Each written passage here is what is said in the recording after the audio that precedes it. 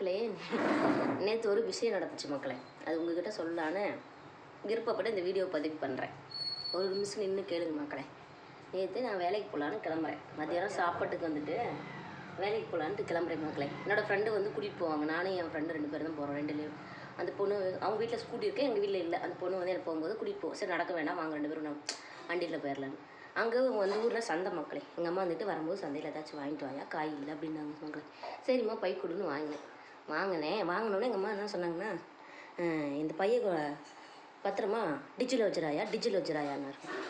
டிச்சில் வைக்கிறதுனா எங்கடா டிச்சில் டிச்சில் எப்படி வைக்க முடியும்? டிச்சில் போட்டு எங்கள் வீட்டுக்கு முன்னாடி டிச்சு இருக்குங்க மக்களே.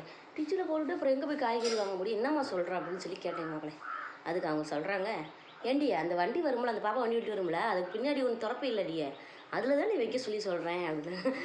அப்போ தான் மக்களே தெரியுது அது டிக்கின்னு. எங்கள் அம்மா இந்த மாதிரி நிறைய பேசுவாங்க மக்களே. நிறைய பேசும்போது நிறைய பண்ணுவாங்க. உங்களுக்கு அப்பப்போ வேணும்னா என்னோடய சேனலை சப்ஸ்கிரைப் பண்ணிக்கோங்க, லைக் பண்ணிக்கோங்க, கமெண்ட் பண்ணுங்கள்.